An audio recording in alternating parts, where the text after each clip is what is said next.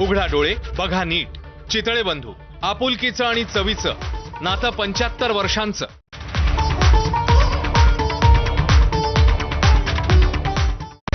Headlines brought to you by Chitale बंधू.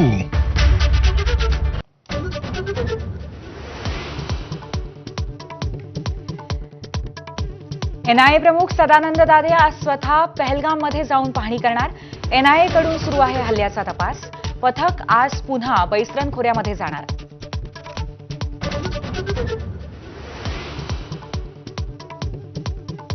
पंतप्रधानांच्या निवासस्थानी काल रात्री आणखीन एक बैठक. परराष्ट्र मंत्री आणि राष्ट्रीय सुरक्षा सल्लागारांची उपस्थिती. पाकिस्तानी विमानांसाठी 23 मे पर्यंत हवाई क्षेत्र बंद.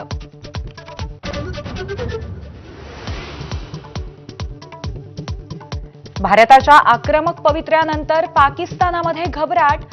आयएसआय प्रमुख मोहम्मद असीम मलिक यांच्याकडे राष्ट्रीय सुरक्षा सल्लागारपद.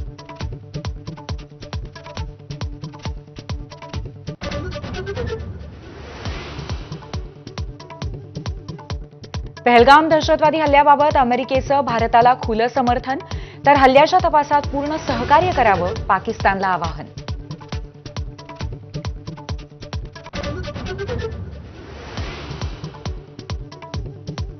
केंद्र सरकारचा मोठा निर्णय. स्वातंत्र्यानंतर देशात पहिल्यांदाच जातनिहाय जनगणना होणार. माहिती आणि प्रसारण मंत्री अश्विनी वैष्णव यांची घोषणा.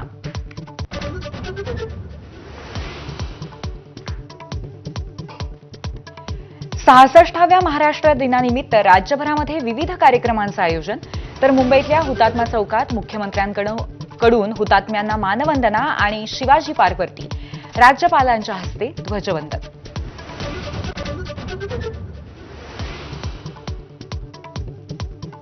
पंतप्रधान नरेंद्र मोदींचा आज मुंबई दौरा. पहिल्या वर्ल्ड ऑडिओ व्हिज्युअल एंटरटेनमेंट समिटचं उद्घाटन करणार. 30 देशांचे मंत्री वेव्स शिखर परिषदेमध्ये सहभागी होणार.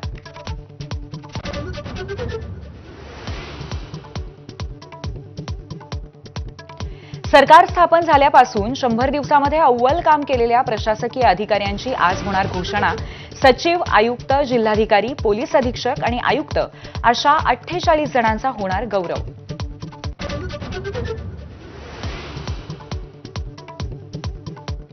पुण्यात परशुराम आर्थिक विकास महामंडळाच्या नव्या इमारतीचं अजित पवारांकडनं वेळेआधीच उद्घाटन.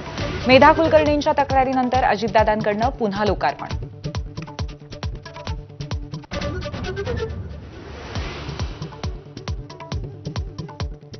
पंधरा दिवसांची नोटीस दिल्याशिवाय पाडकाम करू नये. सुप्रीम कोर्टाच्या आदेशानंतर राज्य सरकारचे जिल्हाधिकारी आणि स्थानिक स्वराज्य संस्थांना निर्देश.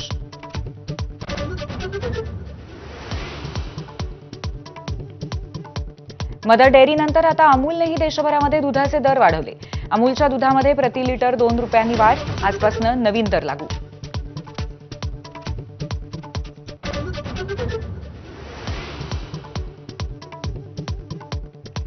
मुंबईमध्ये अक्षय तृतीयेला झाली 1,500 घरांची खरेदी विक्री. तर 981 नव्या वाहनांची सुद्धा नोंद झाली. सोन्यासोबतच स्थावर मालमत्तेच्या खरेदीकडे कल.